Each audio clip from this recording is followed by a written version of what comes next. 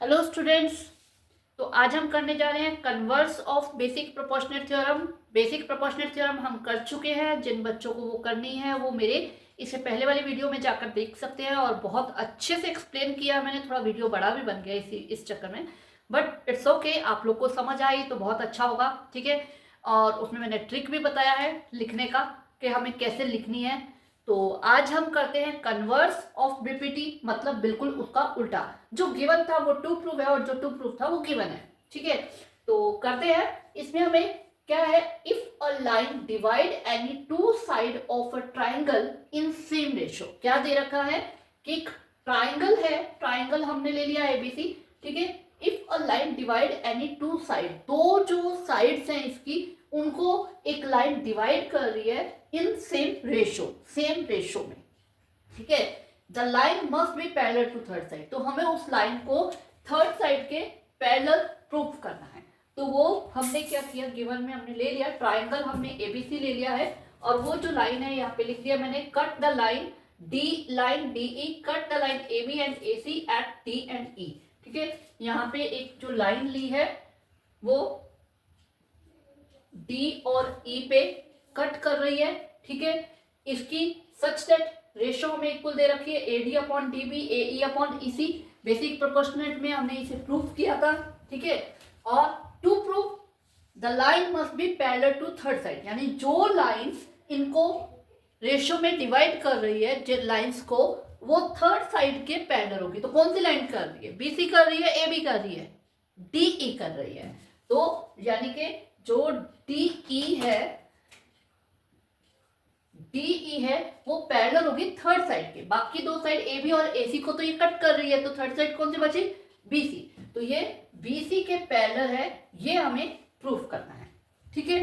तो अब क्या है, कुछ सम्स ऐसे होते हैं जिन्हें हम, जो हमें प्रूफ करना होता है उसका उल्टा लेके उसे हम अपनी ही एजम्पशन को गलत प्रूफ कर देते हैं, ठीक है। तो यहाँ पे भी हम कुछ ऐसा करेंगे। यहाँ पे हम पहले ये मान लेंगे कि डीई बीसी के पैरेलल नहीं है, ठीक है। अब हर लाइन के पैरेलल कोई ना कोई लाइन तो हो ही सकती है, ठीक है। तो हम अपनी तरफ से एक और लाइन ड्रॉ करेंगे, कंस्ट्रक्ट करेंगे अपनी तरफ से कि ये लाइन बीसी के पैरेलल है, और लास्ट में जाके हम उन दोनों लाइंस को एक ही लाइन प्रूफ कर देंगे और अपनी ही एजम्पशन को गलत प्रूफ कर देंगे, खुद को ही गलत प्रूफ कर देंगे। कैसा मैथ है ना, देखो खुद को ही गलत प्रूफ कर दें, लेकिन करना पड़ता है, ठीक है। तो करते हैं, ठीक है।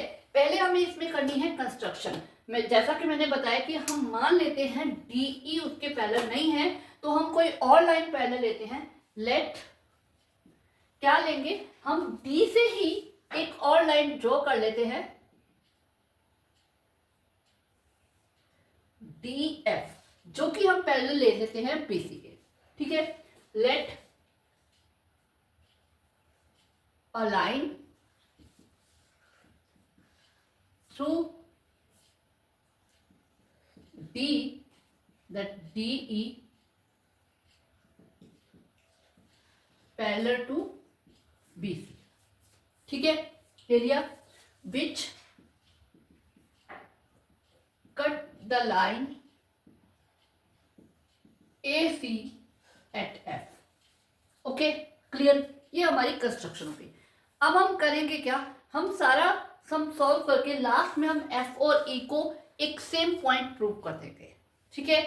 तो प्रूफ पे चलते हैं। प्रूफ में क्या है कि सबसे पहले तो हमने क्या कंस्ट्रक्शन में लिया है, डीई जो है, सॉरी कंस्ट्रक्शन मैंने थोड़ा गलत लिख दिया, डी एफ आएगा। हमने क्योंकि एफ लाइन ली है, डी एफ, डीई को तो हमें प्रूव करना है, ठीक है। तो डी एफ जो है वो पैरेलल है बीसी के, ये हमारी कंस्ट्रक्शन है। एक बात हमेशा ध्यान रखो, ज्योमेट्री के अंदर जो भी चीज लिखनी है उसका रीजन जरूर देना है, अदरवाइज मार्क्स डिडक्ट हो जाते हैं, ठीक है। तो ये जो हैबिट है अपनी, ये आप लोग अपनी हैबिट रफ काम में ही जब आप लिख लिख के देख रहे हो तो तभी से ये हैबिट बनाओ, ताकि एग्जाम में ये चीजें भूले नहीं, ठीक है। तो डी एफ पैरेलल बीसी, इसका रीजन क्या है, ये हमारी कंस्ट्रक्शन है, ठीक है। अब हमें पता है बेसिक प्रोपोर्शनल थ्योरम क्या कहती है कि जब ये लाइन इसके पैरेलल है, एक दो लाइन को कट करने वाली थर्ड लाइन के पैरेलल है, तो वो उन दोनों लाइन को सेम रेशियो में डिवाइड करेगी, ये बीपीटी कहती है, ठीक है। तो हम यहाँ पे यही लिख देंगे, बाय द बेसिक प्रोपोर्शनेट, बोलने के लिए पीपीटी ठीक है, लेकिन एग्जाम में आप लोग पीपीटी नहीं लिखोगे, इसका पूरा नाम लिखोगे प्रोपोर्शनेट थ्योरम, ठीक है। बाय बेसिक प्रोपोर्शनेट थ्योरम से क्या कहती है कि अगर ये दोनों लाइन पैरेलल है तो ये उन दोनों लाइन को सेम रेशियो में डिवाइड करेगी। That mean AD upon DB equal होगा AF अपॉन FC।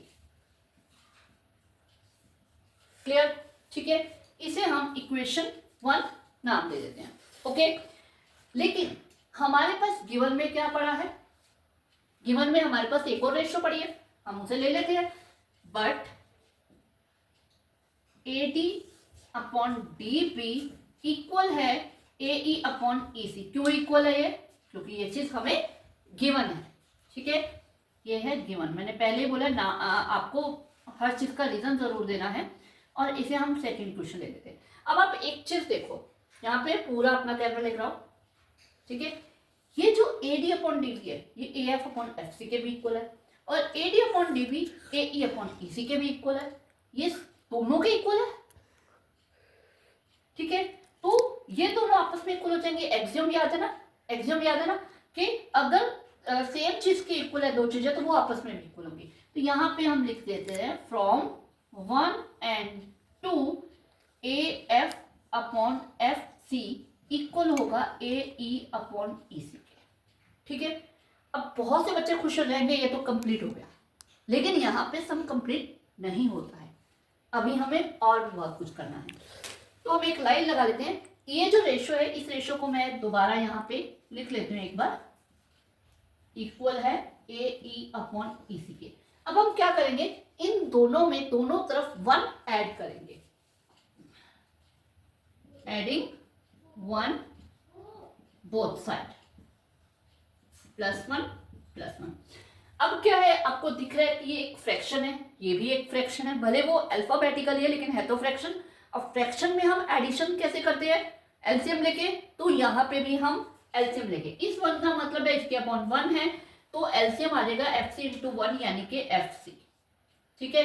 और इस टाइप की जब आ जाती है तो हम कैसे करते हैं, क्रॉस मल्टीप्लाई करके ऊपर वाले न्यूमरेटर्स को बनाते हैं। इसको इसे किया तो ये आ जाएगा AF और 1 को FC से किया तो ये आ जाएगा FC, okay clear. Same other side EC AE plus EC। अब थोड़ा सा नजर मारते हम इस डायग्राम की तरफ।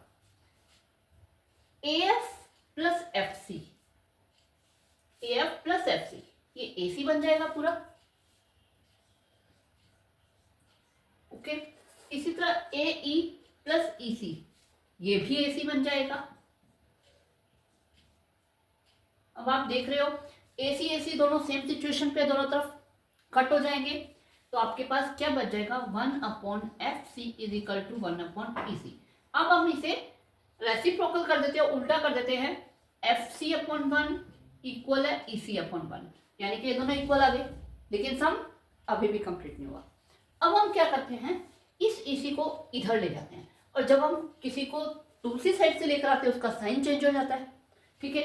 EC जब इधर आएगा तो ये माइनस का हो जाएगा, और वहां पे क्या बचेगा, क्योंकि ये सब्ट्रैक्शन होने जा रहा है तो उधर क्या बचेगा, 0, ठीक है। तो ये आ जाएगा FC minus EC equal to 0, ठीक है। अब थोड़ा सा हम जाते हैं FC में से EC माइनस करेंगे, इस FC में से ये EC माइनस होगा, पूरे में से ये EC माइनस होगा, तो हमारे पास बचेगा, ये क्या बचेगा, FE। अब FE 0 है, दैट मीन F और E के बीच का डिस्टेंस 0 है। दो पॉइंट के बीच का डिस्टेंस 0 कब होगा, जब दोनों पॉइंट एक दूसरे के ऊपर होंगे। अगर थोड़ा सा भी ऊपर होगा तो उसका डिस्टेंस तो आएगा, भले मिलीमीटर में आए, डिस्टेंस तो आएगा। अब यहाँ पे तो हमने क्या कर दिया, F और E का डिस्टेंस 0 है, 0 होगा तो दोनों पॉइंट एक दूसरे के ऊपर हो गए, और इसको क्या बोलते हैं, कौन side. This is only possible when F and E are coincide, ठीक है, तो इसका मतलब आवर assumption इज रॉन्ग। ठीक है, तो अगर एफ और ई सेम पॉइंट हो गए तो हमने क्या लिया था, बाय कंस्ट्रक्शन हमारे पास क्या था, डी एफ जो है वो पैरेलल है बीसी के। अब क्योंकि एफ और ई सेम पॉइंट हो गए तो एफ की जगह हम ई ले सकते हैं, तो यहां क्या आ जाएगा, डी ई जो है वो पैरेलल हो गई बीसी के। ठीक है, और यही हमने प्रूव करना था। क्लियर हुआ? दोबारा एक बार थोड़ा सा रिकैप करवा दूं। देखो क्या किया, पहले हमने खुद एज्यूम कर लिया गलत चीज कि हमने मान लिया ये इसके पैरेलल नहीं है, कोई और लाइन डीएफ है जो कि बीसी के पैरेलल है, ले ली। ठीक है, फिर क्योंकि ये लाइन इसके पैरेलल है तो बेसिक प्रोपोर्शनल थ्योरम लगा दी, इन दोनों की रेशियो सेम कर दी। अब हमारे पास ऑलरेडी एक रेशियो सेम इक्वल गिवन में दे रखी थी। ठीक है, उसे हमने ले लिया। उससे क्या हुआ, ये दोनों की ratio A F upon F C और ए अपन इसी दोनों इक्वल हो गए। इक्वल हो गए तो हमने क्या किया, उन दोनों में वन ऐड कर दिया। वन ऐड करके हमने जब इसे सॉल्व किया तो हमारे पास एफ सी और ई सी इक्वल आ गया। फिर हम इसी को इधर लेकर आए तो हमने एफ और ई के बीच में जो डिस्टेंस था वो जीरो के इक्वल कर दिया। जब एफ और ई के बीच में डिस्टेंस जीरो हो गया दैट मीन ये दोनों सेम पॉइंट हो गए, तो हमने जो कंस्ट्रक्ट किया था उसमें एफ की जगह पे ई पुट कर दिया, तो हमारा डी ई पैरेलल आ गया पीसी। Okay, clear?